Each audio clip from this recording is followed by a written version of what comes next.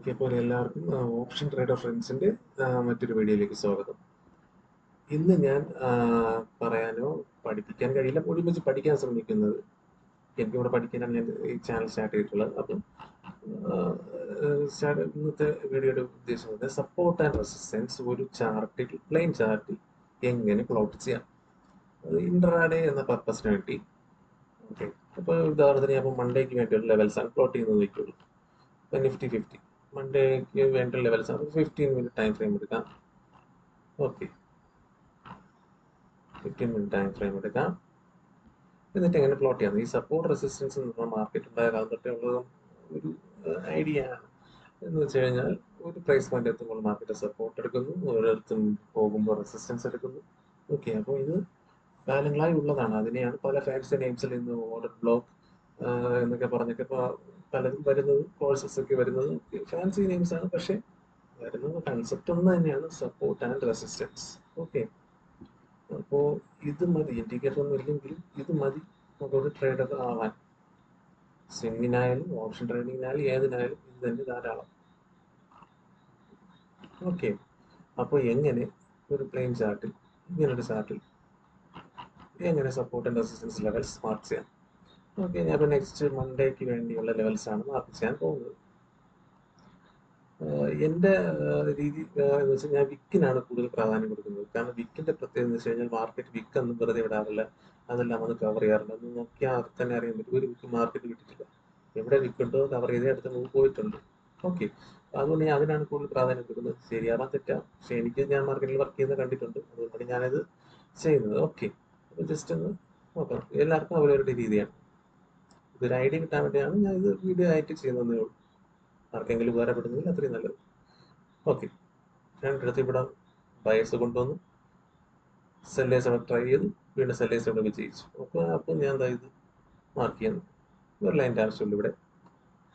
Okay, ഇവിടെ ഒന്നും വേറെ ഒന്നുമില്ല, ഇനി ഇവിടെയാണ് ഉള്ളത്. ഓക്കെ, എന്താ ഇവിടെ ഇവിടെ മനസ്സിലായല്ലോ. ഇതിന് മുകളിൽ മാർക്ക് റെസിസ്റ്റ് ചെയ്യണമെങ്കിൽ ഇത് വീണ്ടും റെസിസ്റ്റ് ചെയ്യാനുള്ള സാധ്യത കുറവാണ്. ഓക്കെ, ഇവിടെ റെസിസ്റ്റൻസ് ലെവൽ കൊണ്ട് അത് ഞാൻ മാർക്ക് ചെയ്തു. അടുത്ത് വരുന്നത് ഇത് പ്രധാനപ്പെട്ട ഒരു ഏരിയയാണ്, സൈഡ് വേസ് ആയിട്ട് മാർക്കറ്റ് നിന്നിട്ടുള്ള ഏരിയയാണ്. പിന്നെ ഇവിടെയൊക്കെ മാർക്കറ്റ് വീണ്ടും കൺസൾട്ടേഷനുള്ള സാധ്യത വളരെ കൂടുതലാണ്. നമുക്ക് ഇവിടെ ഒന്ന് മാർക്ക് ചെയ്യാം. അപ്പോൾ എങ്ങനെ മാർക്ക് ചെയ്യാം? ഈ ടോപ്പ് ഇതിന് മുകളിൽ പോയ ബയസ് വരും, അതുകൊണ്ടൊരു സെല്ലേഴ്സ് ഇതിന് താഴെ പോയ, കാരണം സെല്ലേഴ്സ് ട്രൈ ചെയ്തിട്ടുണ്ട്, ഇതിന് താഴെ വീണ്ടും പോയി സെല്ലേഴ്സ് ഉറപ്പായിട്ട് വീണ്ടും പവർ കാണിക്കും. ഓക്കെ, ഇനി എവിടെയാണ് വരുന്നത് ലെവൽസ് നോക്കട്ടെ. ഇത് ഉപയോഗിക്കാം. ഇതിന് താഴെ പോയ സെല്ലേഴ്സ് ട്രൈ ചെയ്ത് ഫെയിൽ ആയ ഒരു ഏരിയയാണ്. ഇതിന് താഴെ വീണ്ടും വന്ന സെല്ലേഴ്സ് വീണ്ടും സെല്ലേഴ്സിനായിരിക്കും കൂടുതൽ പവർ കാണിക്കുക. അപ്പോൾ ഇവിടെ വന്ന് വീണ്ടും വിടുമോ? ഇല്ലല്ലോ. ഓക്കെ, അങ്ങനെയാണ് ചിന്തിക്കണം. ബയറിന്റെയും സെല്ലറിന്റെയും പെർസ്പെക്റ്റീവിൽ നിന്ന് ഏതൊക്കെ ഏരിയ മാർക്കറ്റിൽ റിയാക്ട് ചെയ്യാന്നുള്ളത്, അതാണ് നമ്മൾ നോക്കേണ്ടത്. ഓക്കെ, ഇതിനൊരു ഇതായിരിക്കട്ടെ. ഓക്കെ, അധികം കോംപ്ലിക്കേറ്റഡ് ആക്കേണ്ട കാര്യങ്ങളൊന്നുമില്ല, സിമ്പിളായിട്ട് നിർത്തുക. സിമ്പിൾ കാര്യങ്ങളെ മാർക്കറ്റിൽ വിജയിക്കാറുള്ളൂ. ഇത് ബയേഴ്സ് അഥവാ ഇവിടെ വഴിയാണെങ്കിൽ ബയേഴ്സ് ഇവിടെ വന്ന് സപ്പോർട്ട് എടുക്കാൻ തിരിച്ചു കയറാൻ സാധ്യതയുണ്ട്. ഓക്കെ, അഥവാ ഇവിടുന്ന് വീഴുന്നാലോ? എൻ്റെ തിങ്കിങ് പ്രൊസീജിയറോട് മനസ്സിലാവാനാണ് ഇങ്ങനെ പറയുന്നത്. ഓക്കെ, ബയറും സെല്ലറും തമ്മിലുള്ള രീതി സംസാരിക്കണം. ഇവിടുന്ന് വീഴുന്നാൽ സപ്പോർട്ട് എടുക്കാൻ സാധ്യത ഇവിടെ എടുക്കാം.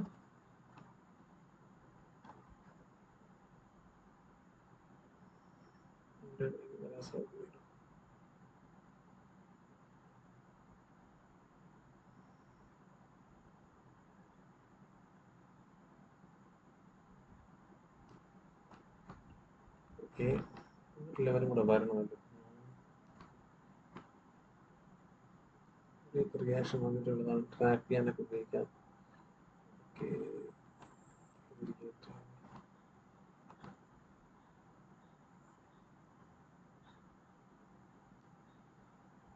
ഈ ലെവൽ വരികട്ടെ. ഇത് രണ്ടും വേണ്ട. ഒരു ട്രാപ്പിംഗ് ലെവലാവാൻ സാധ്യതയുണ്ട്. ട്രാപ്പിംഗ് ഉദ്ദേശം വേറെ നല്ല താഴെ ബ്രേക്ക് ചെയ്യുന്നതെല്ലാം കാണിച്ചിട്ട് വീണ്ടും തിരിച്ചേറി പോവാം, അല്ലെങ്കിൽ ഇവിടെ സപ്പോർട്ട് എടുക്കുന്ന തിരിച്ച് താഴെ വരാം. ഓക്കെ, അല്ലെങ്കിൽ ഇവിടുത്തെ സ്ട്രക്ചർ നോക്കിയാൽ ഇവിടെ മുകളിൽ പോയി തിരിച്ചു വന്നു, ഇവിടെ മുകളിൽ പോയി ഇവിടെ വൈകുന്നേരം ട്രാപ്പ് ചെയ്ത് തിരിച്ചു വന്നു, ഇവിടെ വീണ്ടും വന്ന് ബ്രേക്കൗട്ട് ചെയ്തെടുക്കും. എന്നിട്ട് അങ്ങ് പോയോ? ഇല്ല, തിരിച്ച് താഴെ വന്നു, താഴെ വന്നു, വീണ്ടും ഗ്യാപ്പ് ഒക്കെ വന്നു. അപ്പോൾ ട്രാപ്പിംഗ് ലെവലാവാൻ ഇത് സാധ്യതയുണ്ട്. ഓക്കെ, അടുത്തത് വീണ്ടും വേണമല്ലോ ലെവൽസ്. മണ്ടേക്ക് ഇത്രയും ആവശ്യം വരാൻ സാധ്യതയില്ല, നോക്കട്ടെ.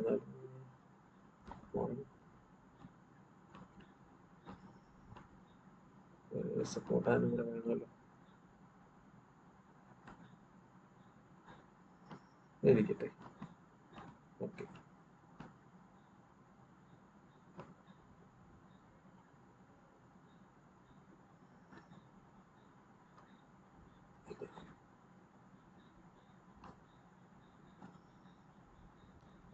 ഓക്കെ, എന്തായി നോക്കട്ടെ.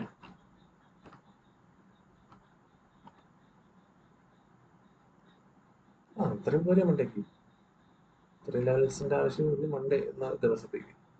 പിന്നെ ഓരോ ദിവസം നമ്മൾ മാർക്കറ്റ് നോക്കാം, അന്നത്തെ മാർക്കറ്റ് സ്ട്രക്ചർ അനുസരിച്ച് ഇതൊന്ന് അപ്ഡേറ്റ് ചെയ്ത് പോയി. ഇത്രയും ഉള്ളൂ സപ്പോർട്ട് ആൻഡ് റെസിസ്റ്റൻസ്. ഇതെടുത്ത് ചുമ്മാ ഒന്ന് വരച്ച് നോക്കിയിട്ട് നമ്മളൊന്ന് ലൈവ് മാർക്കറ്റ് ബാക്ക് ടെസ്റ്റ് പറയാം, പക്ഷെ അതിൽ കാര്യമില്ല. ബാക്ക് ടെസ്റ്റിലെല്ലാം വിജയിക്കുന്ന കാര്യമാണ്. ലൈവ് മാർക്കറ്റിൽ എങ്ങനെ വിജയിക്കുന്നുണ്ട് എന്ന് കാണാം, അപ്പോഴേ നമുക്കൊരു കോൺഫിഡൻസ് കിട്ടുള്ളൂ. ഞാൻ വിജയിക്കുന്ന കണ്ടിട്ടുണ്ട്, അതുകൊണ്ടാണ്. പക്ഷെ വേറൊരു കാര്യം ആരും പറയാറില്ല, പറയുന്നവരുണ്ട് എന്നല്ല, എന്ന് വെച്ചാൽ intraday support and resistance. Okay, നമ്മൾ ഇതൊരു വരച്ച് വെച്ചു, പക്ഷെ നമ്മളെ പ്രതീക്ഷയെല്ലാം തെറ്റിച്ചിട്ട് മാർക്കറ്റ് നമ്മൾ ചിലപ്പോൾ ഇവിടെ ഓപ്പൺ ചെയ്യുന്നതായിരിക്കും വിചാരിക്കുന്നത്, ചിലപ്പോൾ ഗ്യാപ്പ് ഒക്കെ ചെയ്ത് പോകും. അപ്പം അവർ മാർക്കറ്റ് അന്ന് തന്നെ ഒരു റേഞ്ച് അല്ലെങ്കിൽ ഒരു ഇൻട്രാഡേ സപ്പോർട്ട് ആൻഡ് റെസിസ്റ്റൻസ് ഉണ്ടാക്കും, മിക്ക ദിവസവും ഉണ്ടാക്കാറുണ്ട്. അല്ലാതെ നമ്മൾ വരയ്ക്കുന്ന ലെവലിൽ തന്നെയല്ല വന്ന് നിൽക്കുന്നത്. അന്ന് തന്നെ ആ ലൈവ് മാർക്കറ്റിൽ മാർക്കറ്റ് സപ്പോർട്ട് റെസിസ്റ്റൻസ് ഉണ്ടാക്കുക, അത് നമ്മൾ ഐഡന്റിഫൈ ചെയ്യാൻ പറ്റണം. ഓക്കെ, ഉദാഹരണത്തിന് അന്ന് മാർക്കറ്റ് ഓപ്പൺ ചെയ്ത് ഇവിടെയാണ്, ഇതൊരു സപ്പോർട്ടായി, ഇത് റെസിസ്റ്റൻസ് ആയി. ഇതാണ് ഇൻട്രാഡേ സപ്പോർട്ട് ആൻഡ് റെസിസ്റ്റൻസ് അല്ലേ? ആ സപ്പോർട്ട് നല്ലതായത് കൊണ്ടാണ് ഇവിടെ വന്ന് കറക്റ്റ് തിരിച്ച് സപ്പോർട്ട് വന്നിട്ട് വീണ്ടും താഴെ പോയത്, വരാതെ വീണ്ടും ഒരു മൂവ് കിട്ടിയത്. അതിൽ നിന്ന് പറഞ്ഞതിന്റെ ഉദ്ദേശം വേറൊന്നുമില്ല, മാർക്കറ്റ് യഥാർത്ഥത്തിൽ മൂവ് ചെയ്യണമെങ്കിൽ കറക്റ്റ് സപ്പോർട്ടിൽ തന്നെ വീണ്ടും വന്നിട്ട് പോവില്ല ഇൻട്രാഡേയിൽ. അതിന് മുമ്പേ തന്നെ റിയാക്ട് ചെയ്ത് മൂവ് ചെയ്യും. അതാണ് ഇവിടെ സംഭവിച്ചത്. തിരിച്ച് വീണ്ടും ഇതേ അന്നത്തെ ഇൻട്രാഡേ സപ്പോർട്ടിലൊക്കെ വന്നിരുന്നു, ബ്രേക്ക് താഴെ തന്നെ പോയിന്, പകരം ഒരു ഹയർ ഹൈ ഉണ്ടാക്കി അതങ്ങ് പോവുകയും ചെയ്തു. നല്ലൊരു മൂവി തന്നെയാണ് വന്നത്. ഓക്കെ, അതും കൂടെ ഒന്ന് ശ്രദ്ധിക്കണം. ഇൻട്രാഡേയിൽ എല്ലാ പ്രാവശ്യം സപ്പോർട്ടൊന്നും മൂവ് ചെയ്യില്ലെന്നില്ല, അങ്ങനെ ചാൻസ് ട്രാപ്പ് ചെയ്യാനുള്ള സാധ്യത കൂടുതലാണ്. വരും സപ്പോർട്ടിൽ തന്നെ വീണ്ടും വന്ന് എടുക്കുന്നതാണെങ്കിൽ ആദ്യം ഒരു പ്രാവശ്യം പോയി വിജയിക്കും, രണ്ടാമത്തെ പ്രാവശ്യം വീണ്ടും നമ്മുടെ ലോങ് തന്നെ എടുക്കാൻ നിൽക്കുകയാണെങ്കിൽ കൺഫർമേഷൻ ആണ്. എന്നാൽ ഇപ്പൊ തന്നെ പോകും എന്ന് വിചാരിച്ച് ചാടിക്കൊരു എൻട്രി എടുക്കുമ്പോൾ ചിലപ്പോൾ തിരിച്ച് താഴെ തന്നെയായിരിക്കും സാധ്യത കൂടുതൽ. ഓക്കെ, ഇൻട്രാഡേയിൽ ട്രാപ്സ് ഒരുപാടുണ്ട്. അപ്പോൾ എല്ലാവർക്കും സപ്പോർട്ട് ആൻഡ് റെസിസ്റ്റൻസ് വരയ്ക്കേണ്ട എങ്ങനെയാണ് മനസ്സിലായെന്ന് ഞാൻ വിശ്വസിക്കുന്നു. ഓക്കെ, അത് ബാങ്ക് നിഫ്റ്റിയിൽ കാണിക്കും, അതുകൂടെ നോക്കാം. ഇത് 1 മിനിറ്റിൽ വന്നാലും നല്ല രീതിയിൽ support, beautiful support and resistance. ഇത് പോലെ ട്രേഡ് ചെയ്യും. ഇതിന്റെ കൂടെ വേണമെങ്കിൽ കോൺഫിഡൻസിന്റെ ഒരു ബിഗിനേഴ്സ് ആയിരിക്കുമല്ലോ, ഒരു EMI ആണെങ്കിൽ എടുത്തിട്ട് അതിന്റെ കർവും കിട്ടുന്നതായിരുന്നു നോക്കി എൻട്രി എടുക്കാം. അതാണ് എനിക്ക് ഇപ്പോൾ ആഫ്റ്റർ മാർക്കറ്റ് ഇരുന്ന് പറയാം. EMIയുടെ മുകളിൽ ക്ലോസ് ആക്കി 1 മിനിറ്റ് ടൈം ഫ്രെയിമിൽ നോക്കുന്നത്. ഇവിടെ നിന്ന് വെച്ചിട്ട് ഇത് സ്വിങ്ങിന്റെ താഴെ ഒരു എൻട്രി ആയിട്ട് ഇത്രയും റൈഡ് ചെയ്തൂടെ എന്നൊക്കെ പറയാൻ പറ്റും. ഒരിക്കലും ആരും ചെയ്യില്ല, ചെയ്യുന്നത് വളരെ ചുരുക്കം അറിയാത്തില്ലെങ്കിൽ അത്രയും വർഷത്തെ എക്സ്പീരിയൻസ് ഉണ്ടായിരിക്കുന്നത്. അല്ലാതെ ആരും ചെയ്ത് മൂവ് വന്നപ്പോഴും 3 മണിക്ക് എല്ലാ ദിവസവും ഇത് കയറി നമ്മൾ പ്രതീക്ഷിച്ചിരിക്കുന്നു. ചിലപ്പോൾ ഇത് വന്നിട്ട് തിരിച്ചു പോയാൽ ട്രാപ്പ് ചെയ്ത്, അങ്ങനെയൊന്നും നമുക്ക് കൺഫേം ആയിട്ട് പറയാൻ പറ്റില്ല. ആഫ്റ്റർ മാർക്കറ്റ് എനിക്കിരുന്ന് പറയാം ഇത് ഇങ്ങനെയാണ് ഇങ്ങനെയാണ്, പക്ഷെ അങ്ങനെയൊന്നും അല്ല മാർക്കറ്റ് ലൈവ് മാർക്കറ്റ് നടക്കുന്നത്. ഓക്കെ, ഇൻട്രാഡേ ട്രേഡ് ചെയ്യുമ്പോൾ എപ്പോഴും ഹയർ ടൈം ഫ്രെയിം ഒരു 15 അതിന് നിർബന്ധമില്ല, 10 ആവാം, 30 ആവാം, 20 മിനിറ്റ്സിലോ വരയ്ക്കാം. എന്നിട്ട് 3 മിനിറ്റിലോ 1 മിനിറ്റിലോ 5 മിനിറ്റിലോ ഒക്കെ ട്രേഡ് ചെയ്യാൻ നോക്കാം. എന്ത് ചെയ്താലും ഞാൻ മുമ്പത്തെ വീഡിയോയിൽ പറഞ്ഞ പോലെ ഓപ്ഷൻ ചെയ്യുന്നത് ഓപ്ഷൻ ചാർട്ടിൽ കൂടെ നോക്കണം. അതിന്റെ മൂവ്മെന്റ് എങ്ങനെയാണെന്ന് നോക്കിയിട്ടാണ് ട്രേഡ് എടുക്കുക. അല്ലാതെ സ്പോട്ടോ ഫ്യൂച്ചറോ മാത്രം നോക്കിയിരുന്നിട്ട് കാര്യമില്ല. പ്രീമിയം ചാർട്ടുകൾ നോക്കണം. അതിലും ഇതിലെ മൂവ് അനുസരിച്ച് പ്രീമിയം മൂവ് ആവുന്നുണ്ടോ, ആവുന്നില്ലെങ്കിൽ അപ്പോൾ തന്നെ എക്സിറ്റ് ചെയ്ത് ഇറങ്ങണം. അതിൽ ഫ്രഷ് എൻട്രി കിട്ടാനുള്ള ഓപ്പർച്യൂണിറ്റി ഉണ്ടെങ്കിൽ എടുക്കുക, അല്ലെങ്കിൽ ട്രേഡ് എടുക്കാതിരിക്കുക. അല്ല ഇതിൽ മൂവ് ചെയ്തു എന്ന് പറഞ്ഞ് ട്രേഡ് എടുത്ത് ഹോൾഡ് ചെയ്തുകൊണ്ടിരിക്കേണ്ട കാര്യമില്ല. പ്രീമിയം ചാർട്ടിൽ മൂവ്മെന്റ് ഉണ്ടായിരിക്കണം. ഓക്കെ, അപ്പോൾ ഇത് മനസ്സിലായെന്ന് എല്ലാവർക്കും മനസ്സിലായെന്ന് വിശ്വസിക്കുന്നു. EMA എന്ന് എടുത്ത് ബ്ലൈൻഡ് ആയിട്ട് ട്രേഡ് ചെയ്യാൻ വേണ്ടി എടുക്കാനുള്ള കാര്യമില്ല. ഒരു കോൺഫിഡൻസിന് ഒരു സപ്പോർട്ട് ലെവലാണ്. ഇപ്പോൾ ഇവിടെ വന്ന് മാർക്കറ്റ് മൂവായി. അപ്പോൾ നമുക്കൊരു കോൺഫിഡൻസിന് ഡബിൾ കൺഫർമേഷന് വേണ്ടി നമുക്ക് EMA ആവറേജിന്റെ മുകളിലാണ്. അപ്പോൾ നമുക്ക് ട്രേഡ് പ്ലാൻ ചെയ്യാം. അങ്ങനെ ചിന്തിക്കണം. അല്ല EMA മുകളിൽ ഇപ്പോൾ എനിക്ക് ഇവിടെ എടുത്തിരുന്നെങ്കിലോ. അപ്പോൾ അതിലൊക്കെ കാര്യങ്ങളുണ്ട്. ഓക്കെ, ഇൻട്രാഡേയിൽ സപ്പോർട്ട് റെസിസ്റ്റൻസ് വരയ്ക്കാൻ പഠിക്കണം. അത് റേഞ്ച് നോക്കി എവിടെയാണ് റെസിസ്റ്റൻസ് എടുക്കുന്നത് അത് നോക്കിയൊക്കെ ചെയ്യാൻ പറ്റും. ഇത് ചെയ്ത് പ്രാക്ടീസ് ചെയ്യുമ്പോൾ നമുക്ക് ഓട്ടോമാറ്റിക് ലൈവ് മാർക്കറ്റ് ഇരുന്ന് തന്നെ ചെയ്യണം. ഓക്കെ, ഇത് മാത്രമാണ് ആത്യന്തികമായ സപ്പോർട്ട് ആൻഡ് റെസിസ്റ്റൻസ് വരയ്ക്കാനുള്ള രീതി എന്നൊന്നും ഞാൻ പറയുന്നില്ല. ഇതിനേക്കാളും നല്ല മനോഹരമായി ചെയ്യുന്നവരുണ്ട്. സ്വന്തമായിട്ട് കണ്ടുപിടിച്ച് വരുന്ന പ്രാക്ടീസ് ഒരു രീതി എടുക്കുന്നതായിരിക്കും നല്ലത്. നമുക്ക് കോൺഫിഡൻസ് ഉണ്ട്. നമുക്ക് കോൺഫിഡൻസ് ഇപ്പോൾ ഇൻഡിക്കേറ്റർ ആണ്, പിവറ്റ് പോയിന്റ്സ് ആണ്, അതിലും സപ്പോർട്ട് റെസിസ്റ്റൻസ് ആയിട്ട് ഉപയോഗിക്കാം. CPR, പിവറ്റ് പോയിന്റ്സ് അത് വരയ്ക്കേണ്ട, എല്ലാവരും ഓട്ടോമാറ്റിക് പ്ലോട്ട് ആയിട്ട് വരുന്നില്ല. അത് വർക്ക് ചെയ്യില്ല, ഈ മാർക്കിൽ വർക്ക് ചെയ്യാറുണ്ട്. അതിലൊന്നും ഒരു കാര്യമില്ല. നമുക്ക് കോൺഫിഡൻസ് ഉള്ള കാര്യം ചെയ്യാം. നമ്മൾ കൈകൊണ്ട് നമ്മളായിട്ട് കണ്ടുപിടിച്ച് വരയ്ക്കുന്നതാണ്. അത് മാർക്കറ്റ് റെസ്പെക്ട് ചെയ്യുന്നത് കാണുമ്പോൾ സന്തോഷമാണ്. അത്രേ ഉള്ളൂ. ഓക്കെ, ബാങ്ക് നിഫ്റ്റി വരച്ച് കാണിക്കണം. നോക്കാം. വീഡിയോ ലെങ്ത് ആയി പോകുന്നു. നോക്കാം. 15 മിനിറ്റ് ടൈം ഫ്രെയിം അതിൽ തന്നെ വരയ്ക്കാം. മാർക്കറ്റ് എന്താണ് ഓവറോൾ പിക്ചർ മാർക്കറ്റ്. താഴെ നിന്ന് വരാം, ഇവിടെ നിന്ന് വരാം.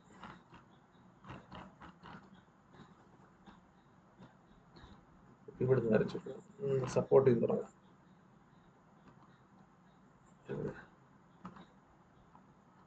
ഓക്കെ, മാഗ്നറ്റ് മോഡ് ഓണാക്കുന്നതല്ല, കറക്റ്റ് ഒന്ന് ലോയിലെ കറക്റ്റ് പോയിന്റ് കിട്ടാൻ വേണ്ടി മാത്രമാണ്. ഓക്കെ, ഒരു സപ്പോർട്ടായിട്ട് ആക്ട് ചെയ്യും.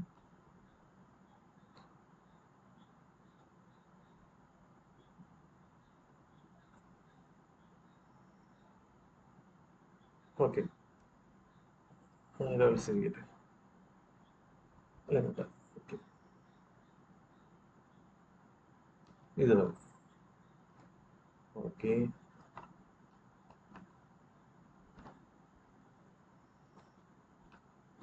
നെക്സ്റ്റ് കാണുന്നില്ല വാട്ടർ മാർക്ക്.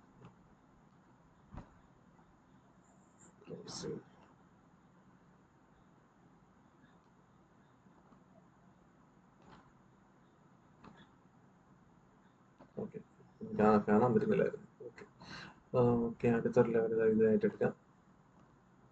ഇവിടെ ബിറ്റ്വീൻ എവിടെയെങ്കിലും ഉണ്ടോ?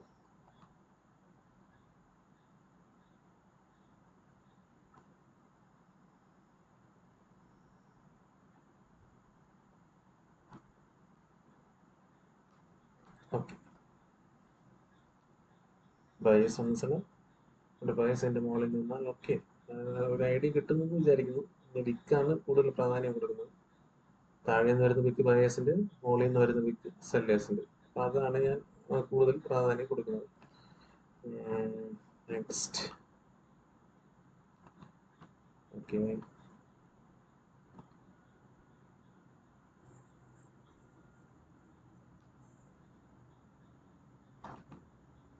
ഓക്കെ, എവിടെയായി? പെരിഞ്ഞത്തില് ഇവിടെ.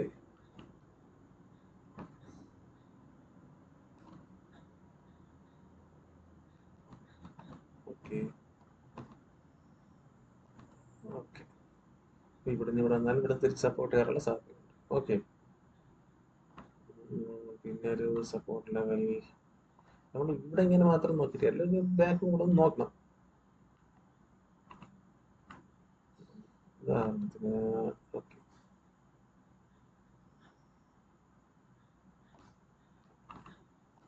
ഒരു സപ്പോർട്ട് ലെവൽ.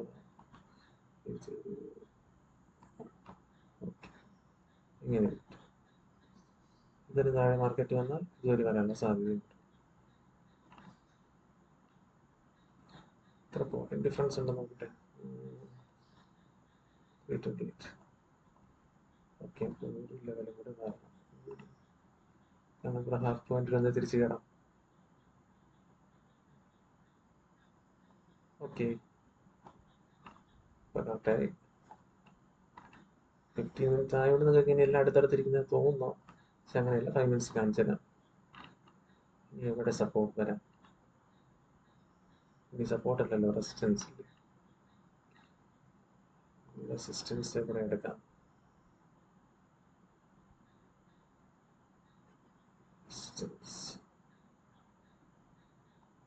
എടുക്കാം.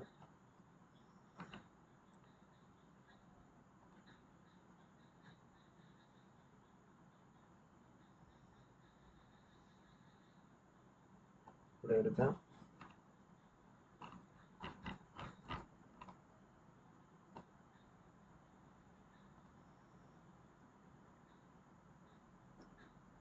ഇതൊരു ട്രാഫിക് പോയിന്റ് ആവാം.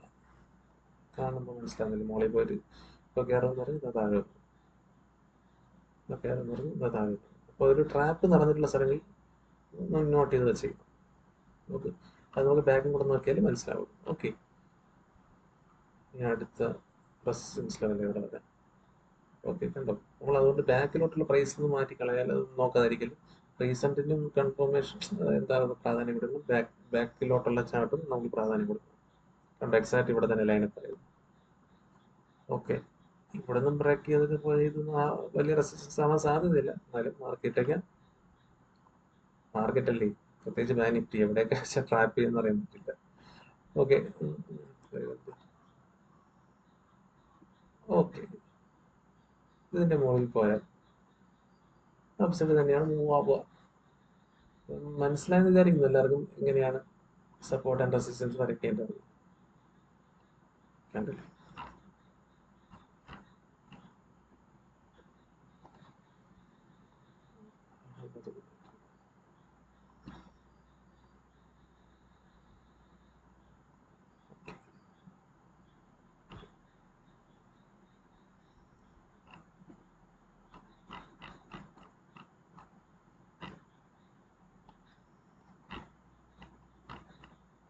ഓക്കെ, എല്ലാവർക്കും മനസ്സിലായി എന്ന് വിചാരിക്കുന്നു. എങ്ങനെ പ്ലെയിൻ ചാർട്ട് നോക്കി പ്രൈസ് നോക്കി സപ്പോർട്ട് ആൻഡ് റെസിസ്റ്റൻസ് വരയ്ക്കാൻ, പ്രൈസ് നോക്കാം, ബയേഴ്സ് ആൻഡ് സെല്ലേഴ്സിന്റെ മൈൻഡിൽ നിന്ന് വരയ്ക്കാൻ നോക്കുക. ഓക്കെ, ഇതൊക്കെ ട്രാപ്പിംഗ് ലെവൽസ് ആയിട്ട് കണക്ക് കൂട്ടാൻ നോക്കാം. കണ്ടില്ലേ, ഇവിടെ നിന്ന് ട്രാക്ക് ചെയ്ത് ഇവിടെ വന്നു, ഇത് താഴെ പോയി, ഇവിടെ സപ്പോർട്ട് എടുത്ത് മുകളിൽ പോയി.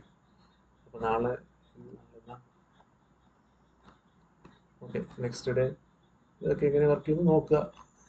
ചുമ്മാ സ്വന്തം ചാർട്ടിലും വരച്ച് നോക്കുക. ഇതിൽ പ്രത്യേകിച്ച് മാജിക്കലായിട്ടൊന്നും ഫാൻസ് ആയിട്ട് ഒരു കാര്യം ഞാൻ പറഞ്ഞില്ല. പ്രൈസിൽ നോക്കി, ബയറിന്റെ മൈൻഡ് നോക്കി, സെല്ലറിന്റെ മൈൻഡ് നോക്കി വരച്ചിട്ടുള്ളത്. ഇപ്പൊ ഞാൻ ഇതൊന്നും മാർക്കറ്റില്ല, ചിലപ്പോൾ ഇൻട്രാഡേയിൽ ഇത് സപ്പോർട്ട് റെസിസ്റ്റൻസ് എടുക്കുന്നതാണ്. ഓക്കെ, അപ്പോൾ അത് ഇൻട്രാഡേയിൽ നമ്മൾ വരച്ച് നോക്കുക. ഒന്നും ട്രേഡിങ്ങിൽ അല്ലെങ്കിൽ സ്റ്റോക്ക് മാർക്കറ്റിൽ അവസാന വാക്കായിട്ടില്ല. മാർക്കറ്റാണ് അവസാന വാക്ക്. റിയൽ സുപ്രീം കോഡ് മാർക്കറ്റ് മാത്രമാണ്. മാർക്കറ്റ് തീരുമാനിക്കുക എങ്ങനെ പോകണം, എങ്ങനെ വരുന്ന, ഏത് ലെവലിൽ റെസ്പെക്ട് ചെയ്യണം എന്നുള്ളതൊക്കെ. ഓക്കെ, അപ്പോൾ ഇൻട്രാഡേയിൽ സപ്പോർട്ടിലും റെസിസ്റ്റൻസിലും ഫോം ആവാറുണ്ട്. അപ്പോൾ അതും കൂടെ മാർക്ക് ചെയ്ത് പോകും, നമുക്ക് ഡബിൾ കൺഫർമേഷൻ കിട്ടും. ലൈവ് മാർക്കറ്റ് നോക്കിയിരുന്ന് വരയ്ക്കാൻ പഠിക്കുക. ഓക്കെ, ഈ വീഡിയോ എല്ലാവർക്കും ഉപകാരപ്പെടും എന്നുള്ള വിശ്വാസത്തോടെ ചെയ്യാണ്. എനിക്ക് വേറെ കോഴ്സ് കാര്യങ്ങൾ അങ്ങനെയൊന്നുമില്ല, അതിനോട് താല്പര്യമില്ല. കാരണം ട്രേഡിങ് ആർക്കും പഠിപ്പിക്കാൻ പറ്റില്ല, അതൊരു നഗ്നമായ സത്യമാണ്. അത് പുതിയതായിട്ട് മാർക്കറ്റിൽ വരുന്ന ആരെങ്കിലും ഉണ്ടെങ്കിൽ അവർക്ക് മനസ്സിലാക്കുക, അത്രയും നല്ലത്. ഇല്ലെങ്കിൽ ഒരുപാട് പൈസയൊക്കെ ആർക്കെങ്കിലും കൊണ്ട് കൊടുത്തിട്ട് മനസ്സിലാക്കാം. ട്രേഡിങ് ആർക്കും പഠിപ്പിക്കാൻ പറ്റില്ല. അറിയേണ്ട കാര്യങ്ങളെല്ലാം ഫ്രീ ആയിട്ട് യൂട്യൂബിൽ തന്നെ ഉണ്ട്. യൂട്യൂബ് നോക്കുന്നതിനേക്കാൾ സത്യം പറഞ്ഞാൽ യൂട്യൂബിൽ നോക്കാം, എന്നാലും ജെന്യൂനായിട്ടുള്ളത് വളരെ കുറവാണ്. US സർവീസിന്റെ വാർസിറ്റിയോ മിക്ക ഡിസ്കൗണ്ട് ബ്രോക്കേഴ്സിന്റെ അവരുടെ തന്നെ ട്രെയിനിങ് എന്താ പറയാ, ഇപ്പോൾ എഡ്യൂക്കേഷണൽ ഇതൊക്കെ ഉണ്ട്. അതിൽ നോക്കി പഠിക്കാൻ നല്ല സെർവോദയ വാർസിറ്റി ഉണ്ട്, ബെസ്റ്റ്. അതിൽ നോക്കി പഠിക്കാൻ, സ്വന്തമായിട്ട് പഠിക്കാം. പിന്നെ മാർക്കറ്റിൽ നിൽക്കുന്ന പാർട്ടിസിപ്പൻസിന്റെ മൈൻഡ് മനസ്സിലാക്കി ഇങ്ങനത്തെ വീഡിയോസ് ആണ് നല്ലത്. അതിൽ അവർ പറയുന്നത് കേട്ട് കോഴ്സ് എടുക്കാതെ ചെയ്തവരുടെ കോഴ്സ് ടിപ്സ് പ്രത്യേകിച്ച് ഓപ്ഷൻ ട്രേഡിങ്ങിൽ കോൾസ് ടിപ്സ് എടുക്കാൻ പോകാതിരിക്കണം എന്നാണ് എൻ്റെ ഒരു അഭിപ്രായം. കാരണം ഒരാൾ ടിപ്പ് എന്തെങ്കിലും കാര്യം നിന്നെടുത്ത് തന്നെ മെസ്സേജ് ഇട്ട് കഴിയുമ്പോൾ ഞാൻ പ്രൈസ് മാറിക്കണം. പിന്നെ നമ്മൾ ഫോമോ ഫിയർ ഓഫ് മിസ്റ്റേക്ക് ഔട്ട് കാരണം ഞാൻ പഞ്ചിയും ഉള്ള ലോസ് വാങ്ങിച്ചോണ്ടിരിക്കും. അതിലൊന്നും പോയി തല വയ്ക്കാതിരിക്കുക എന്നാണ് എൻ്റെ ഒരു അഭിപ്രായം. ഓക്കെ, ഇത് എല്ലാവർക്കും ഉപകാരമാവും എന്നുള്ള പ്രതീക്ഷയിൽ ചെയ്യുന്ന വീഡിയോ ആണ്. പ്രത്യേകിച്ചൊന്നുമില്ല. ഇത് ഞാൻ കോഴ്സുകളിലൊക്കെ ചേർന്നിട്ടുണ്ട്. ഇതിന്റെ അത്ര പോലും ഇല്ലാതെ സപ്പോർട്ട് ആൻഡ് സിസ്റ്റം വരയ്ക്കാൻ പഠിപ്പിക്കുന്ന ആൾക്കാരുണ്ട്. ഞാൻ ലൈവ് മാർക്കറ്റിൽ ഇരുന്നിരുന്നിരുന്ന് ചെയ്ത് വർക്കൗട്ട് ആവും എന്ന് ഞാൻ സ്വയം കണ്ട് എന്ന് എനിക്ക് ഉറപ്പുള്ള കാര്യമാണ് ഞാൻ ഷെയർ ചെയ്യുന്നത്.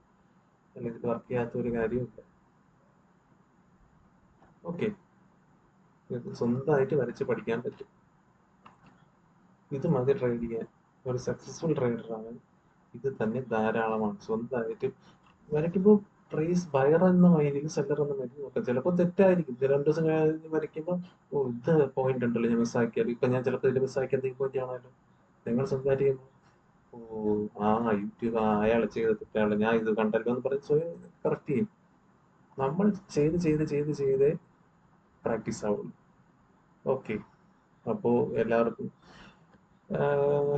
Good night. വീഡിയോ കാണുക, മാക്സിമം ഷെയർ ചെയ്യുക, സബ്സ്ക്രൈബ് ചെയ്യുക. എന്തായാലും ഉപകാരമുള്ളൊരു വീഡിയോ ആണ്. ഇത് കാണുന്ന ആർക്കും വരയ്ക്കാൻ പറ്റും, സ്വന്തമായിട്ട് ചെയ്യാൻ പറ്റും. ട്രേഡർ ആവാൻ സപ്പോർട്ട് ആൻഡ് റെസിസ്റ്റൻസ് എങ്ങനെ വരയ്ക്കണമെന്ന് മാത്രം മനസ്സിലാക്കിയാൽ മതി. പ്രൈസിനെ മനസ്സിലാക്കിയാൽ ട്രേഡർ ആവാൻ കഴിയും. മാർക്കറ്റ് പോകുന്നിടത്ത് നമ്മൾ പോയാലേ നമുക്ക് അക്കൗണ്ടിൽ പൈസ വരുള്ളൂ. എന്താ പറയാ, നമ്മളെ ട്രേഡിംഗ് പ്രൊഫൈലിൽ ഗ്രീൻ കത്തു, പച്ച കത്തു. ഓക്കെ, അത് മനസ്സിലാക്കി ട്രേഡ് ചെയ്യാൻ നോക്കാം. ഡ്രോയിങ് വരയ്ക്കുന്ന സപ്പണേഴ്സ് വരയ്ക്കുന്ന സ്റ്റോക്കിൽ വരയ്ക്കാം, എവിടെ വേണം വരയ്ക്കാം, എല്ലാത്തിലും ഇത്. കാരണം പ്രൈസ് നോക്കി വരച്ചാൽ അതിന് വേറെ എന്താണ് ഈ ലോകത്തുള്ള ഒരു മാർക്കറ്റിൽ അതിന് വ്യത്യാസമില്ല. പ്രൈസ് നോക്കി വരയ്ക്കുന്നത്. Okay then thank you for watching. Please like, subscribe and share. Thank you.